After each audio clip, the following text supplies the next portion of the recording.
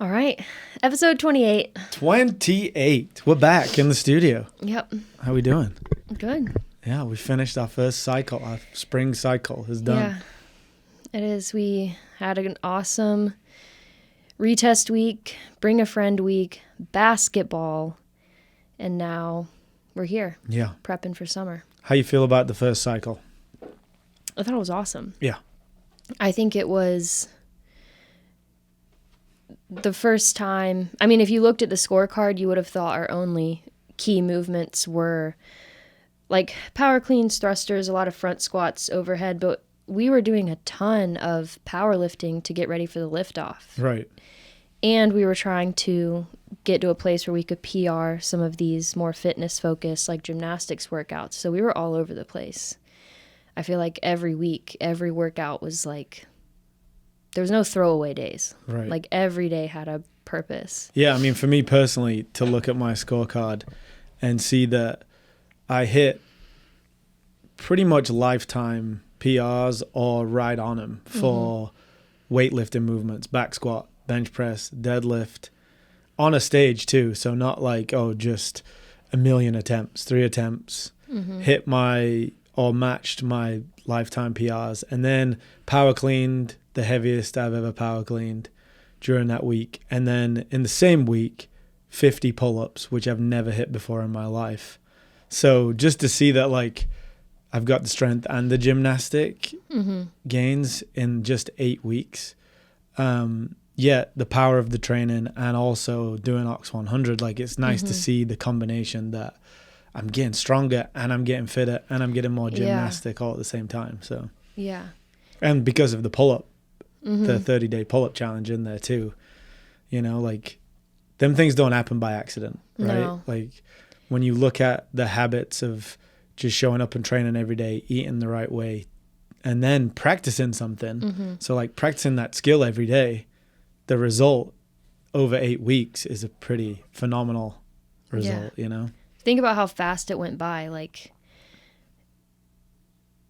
in January, there were people that could not do a pull-up or only do 1, maybe 2 kind of like halfway pull-ups. And then 8 weeks flew by. And now we're stringing together 10, 11, 12 pull-ups in a row. And I talked about it in my Coach's Corner video. And yeah, that's what I said. The only difference is that we were practicing more. So in addition to just like maybe 1 pull-up workout a week, we had the pull-up challenge. And we were just using our grip more for farmer's carry. We were kipping with toes to bar, with leg raises, with pull-ups. So like we were working on it and practicing it pretty constantly, whether people realized it or not. Yeah, it's always funny when like people will say something like, I figured something out. We talk about that quite a lot, and it's like, no, like, that's been programmed in over the last 8 weeks. Like, we've thought that through, that like over this 8 weeks, in order for people to get better at the things they want to get better at, pull-ups, etc., the accessory work that's in there, the grip and the farmer's carries and all that stuff, helps rebuild that stuff. Like, some of the scores that we were seeing on some of the workouts, like especially the Hexa Strong workout, another round on that is like 108 reps, was it, something like that? And people were beating it by a whole round, and then beating scores on strength things. So like the way that it had been programmed, the things that we went through last year trying to figure out how to program for this and how to make it work, you know, like, it was great to see it all come together on the scorecard, and like, just know that all the hard work we've been putting in on the programming has matched the hard work that people are putting in the gym, and it's like paying off to see the results, you know? Oh, and for like, sure. You're not just training and coming and sweating and being like, I think that was a good workout. You're not just coming and doing some strength work and being like, that was a good workout. You're actually training for a result, which is so cool to see. And with the pull-ups, like you were saying, to just see that it's not even a lot. Like, some of them days were like 3 sets of swings or something like that. Like, it wasn't like you had to work on it for an hour. It was 2 minutes before or after the workout. And the effect that had on some people went from, I saw someone go from 2 pull-ups to 12 pull-ups in 8 weeks. I saw someone go from 0 pull-ups to 8 pull-ups, 0 pull-ups to 6 pull-ups. And now I know people that have been doing this for years and haven't got a result like that. So to see it over the course of 8 weeks, just by practicing and understanding that just following the process brings everything back to the book we were reading, you know? And it's like we were talking about in the last episode, where it's your nutrition is a lagging measure of what you do today. So like whatever I eat like today, it's not going to show up today on the scale. It's not going to, but if I just focus on it every day for the next 100 days, where will my nutrition be? If I focus on it every day for 365 days, where will I be? You know, so it was just cool to see that result from just a 30-day pull-up challenge. Yeah. And it was, I think it was good for people to see that you can get results in a short period of time if you just stay focused on just getting a little bit better. Yeah. Well, like I've been doing pull-ups for like 8 years, right? And I hit my lifetime PR of 50 pull-ups. If I was just I didn't care about that. I wasn't even looking at that. I was working for the lift off. But at the same time, because of the program, I accidentally hit that. Yeah. You know? So like you think, oh, well, if you lose weight and you do all this stuff, I wasn't focused on that. I was coming every day and trying to get stronger. And in that, managed to get 50 pull-ups. So it's cool to see that result. You know? I can't believe there's people that have been here for years that haven't got a pull-up, and then in 30 days they're, you know, swinging around on the bar and nailing pull-ups, and people close to bar muscle-ups and all that stuff. So it'll be fun to build on this, right? In the next training cycle, do some more advanced gymnastics with people and take it to the next level. Yeah, and just giving people more opportunities other than just a ring row or, you know, practice your kip swing. I think our pull-up seminar we did in the beginning of the year was great. And, you know, the coaches taking those cues and bringing them into the classes helped a lot of people. And I think that makes it more fun to challenge yourself and work on things when you have more than just, well, I'm just going to swing again today. It's like, no, we're going to get a box out. We're going to get a band out. We're going to jump for this round, but next round we're going to do ring rows. And like just getting people in that mindset of like, it's not one or the other. There's a million different combinations of things I can do just to get a little bit better. Right. And like you said, it's like, what's going to get me better today? Not how can I beat someone else on the leaderboard, right? So you're figuring out a scale that like, oh, this workout's 10 pull-ups, so I'm going to do strict, or I'm going to do banded, or I'm going to do something that really challenges me.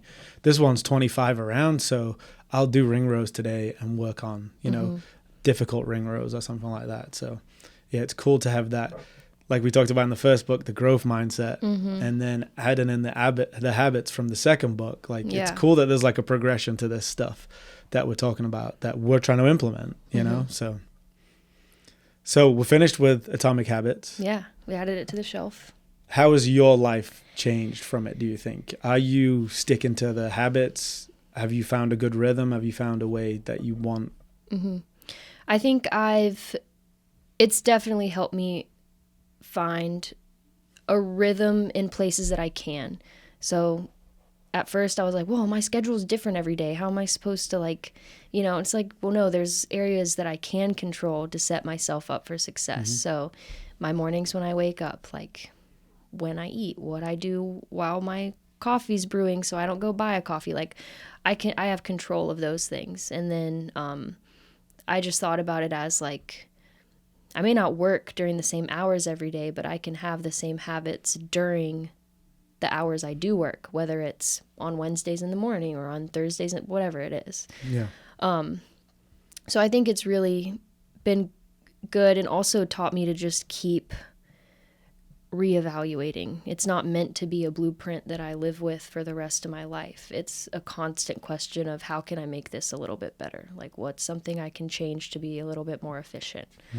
So yeah, I think it's changed my mindset about, you know, what I'm capable of doing or accomplishing. Cool.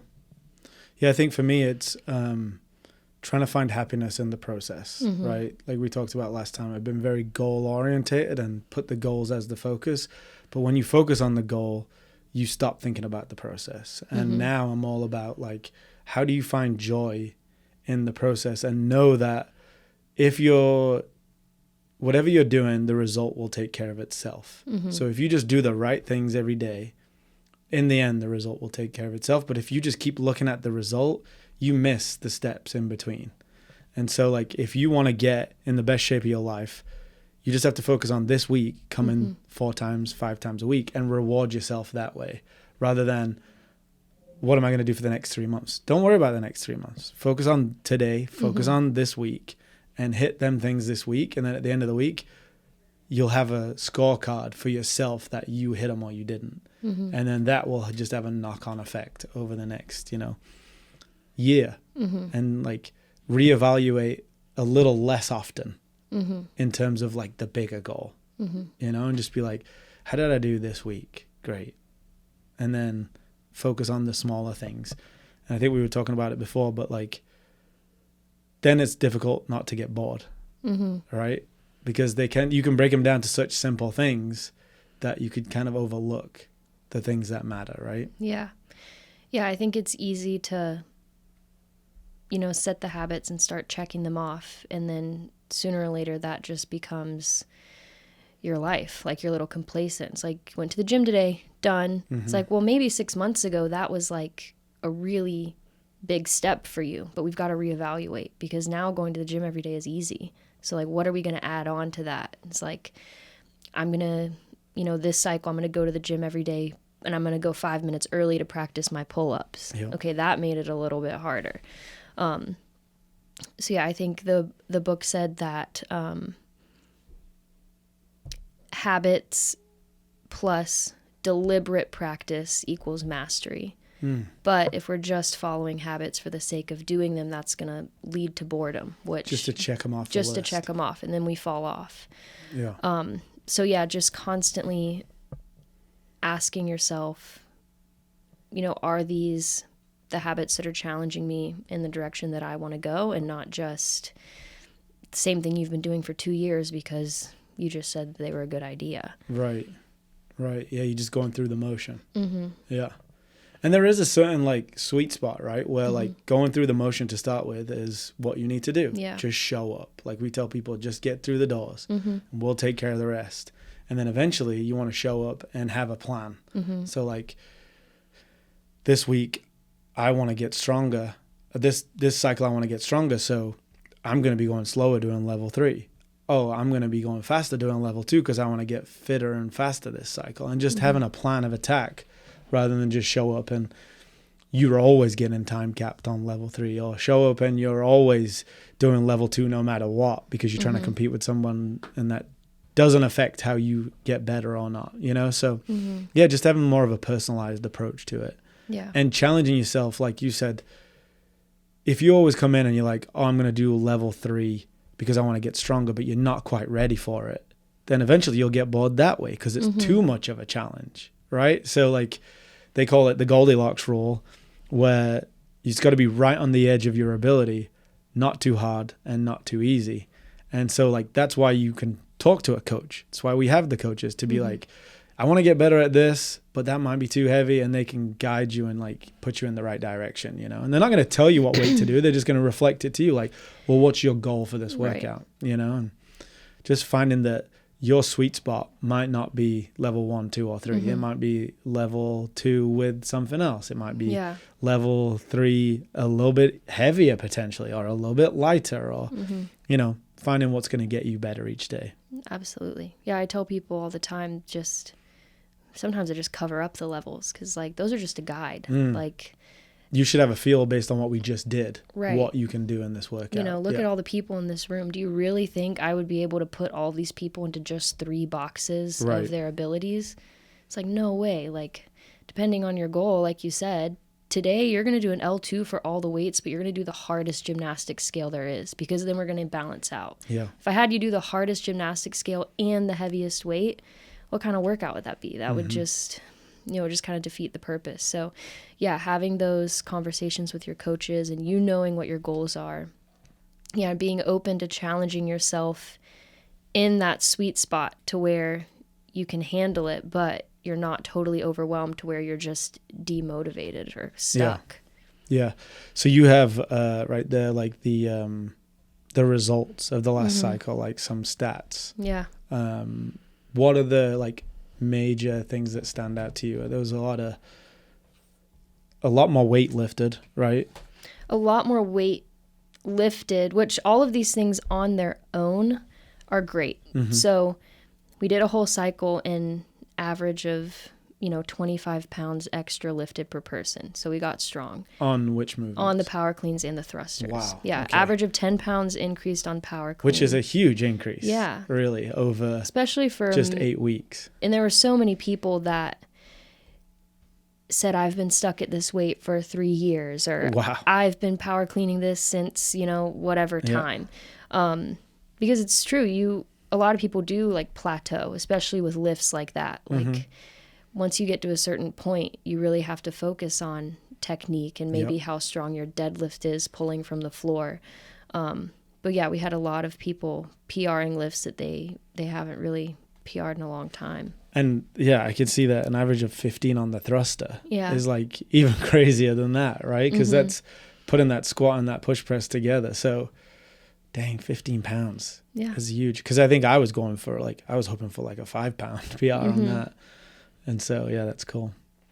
Yeah, it was amazing. And then lifting the heavy weight, not only are they lifting it for 1 rep, but we had an average of 10 reps more for our face-off workout, which was another like really heavy workout. Yep. And we've done that workout 10 reps. 10 reps is a lot. That's a lot. Yeah. If you've only got a minute. Yes. I mean, even adding, because what is it? It's 6 rounds. Yeah. So that's at least a rep around, which is hard enough.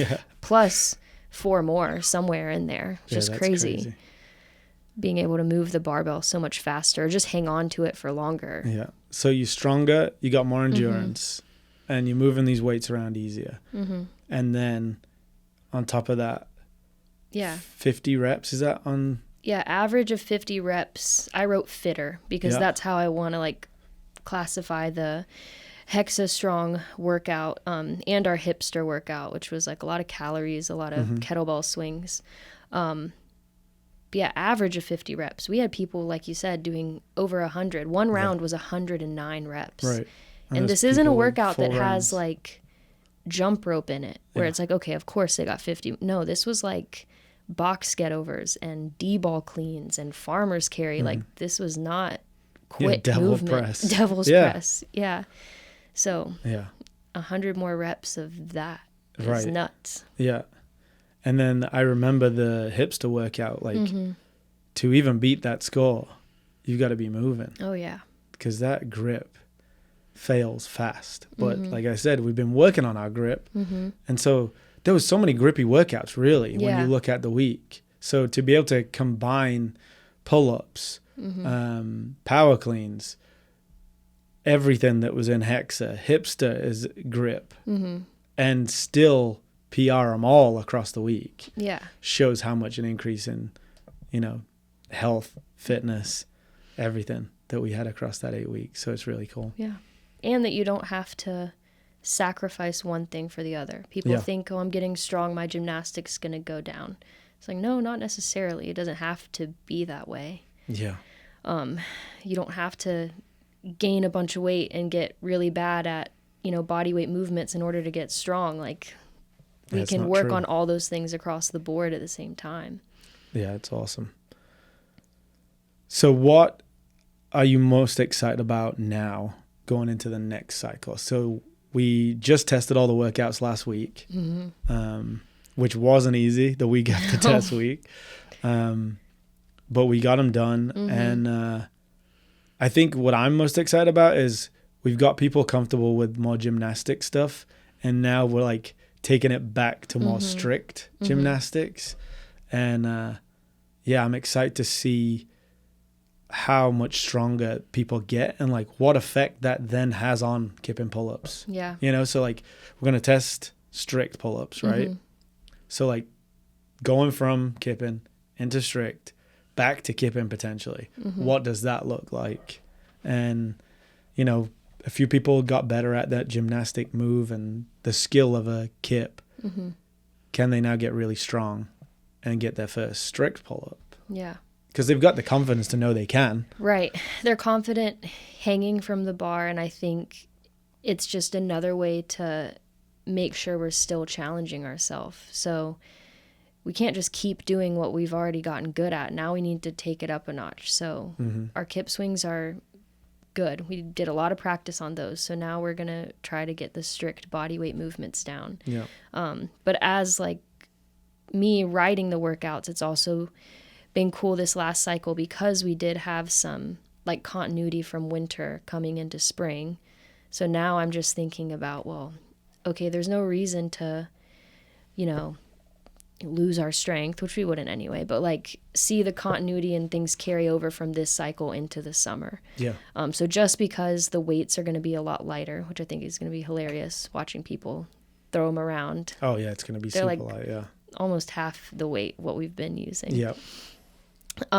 But to see them maintain their strength, and then get better at all these strict gymnastics movements, and then they're just going to be so surprised when we let them kip again. And then they're just like, oh, yeah, because we still have like a lot of compound lifts in there that we're going to be progressing on, just different variations of what we've been doing. So, yeah, I mean, I think what I'm excited about is having the scorecards in the gym just focuses people on the growth mindset, the knowing that like if I show up every day, I'm going to get better.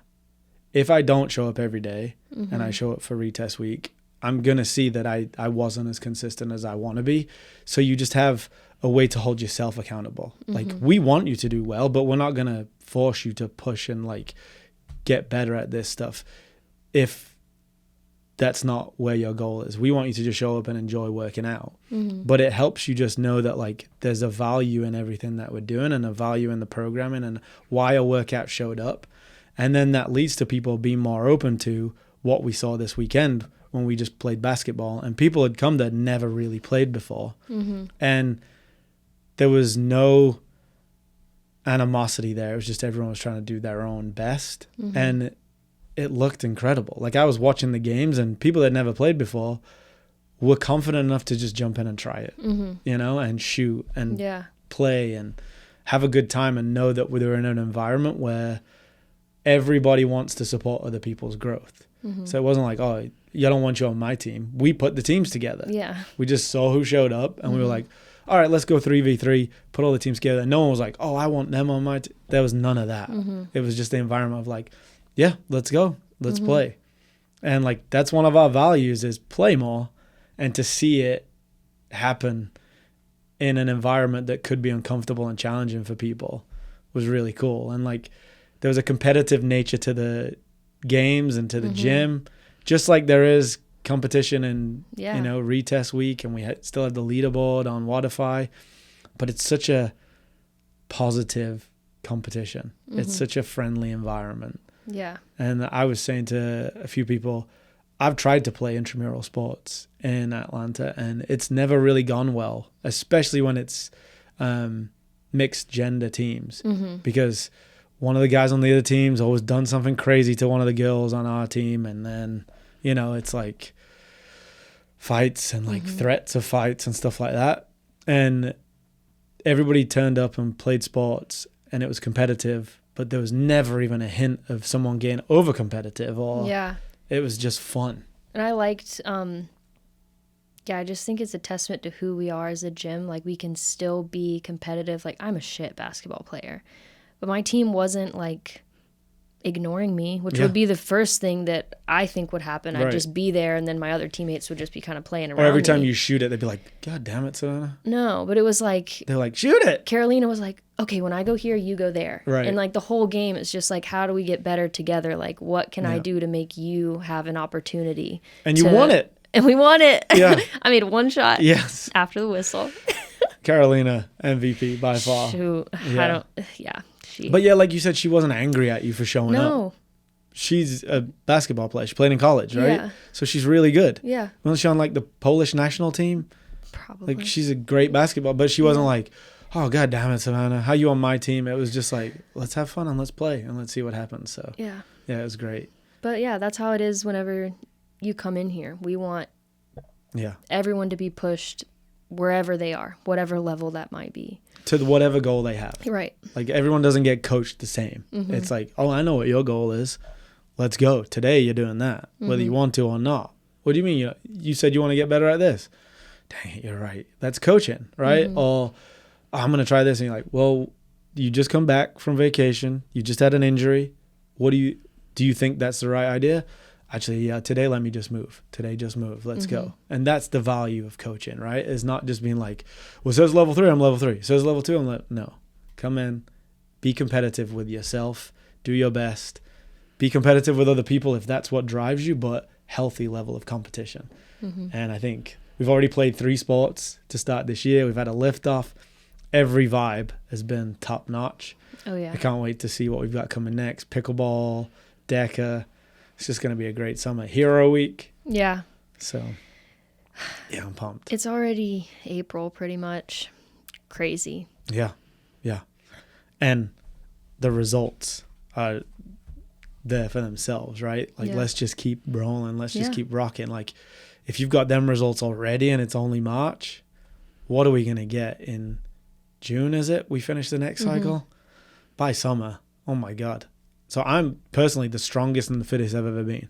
Mm-hmm. So in another 3 months, Yeah. if I just keep these habits that I've got, then I don't even know where I'm going to be at. But I'm excited to find out. Yeah. I think people need to just think back of how fast the first 3 months have gone and like what could have been happening during that time. Yeah. So, yeah, the year is not even, it's not even halfway over. It's not even It's funny close. you say that because the book that we're going to do next is called The 12-Week Year. Mm-hmm. And it breaks it down into like quarters of the year. And it does it in a way that says like most people, like they set their goals at the beginning of the year. They're really excited for them goals. And then they think they have a lot of time. Mm-hmm. And then it gets to the end of the year and then they're trying to cram in again to get to their goal. But if they treat each quarter like it was the end of the year, Mm-hmm. then they'd get the results in a quarter that they would get in 1 year. So it treats each year as 4 years, basically. So Okay. if you do this the way that it's set out, you could get 4 years of results in just 1 year. And I think that's what this shows. When we focus on a quarter and we have a plan and the programming is where it's at right now, and you show up every day 4, 5, 6 times a week, you get a year's worth of results Yeah. in 8 weeks. Mm-hmm. So it would be fun to read that, right? And Yeah. see I'm excited for that. what are the things we can add in, that some tips and tricks that we can build to the program to make it like we do every day, try and make it better. Mm-hmm. Awesome. Yeah. I'm Episode 28. 28. Let's go. We're almost at 30. Yeah. All right. Have a good week. See you in the gym. Yes, sir. Anything else they need to do?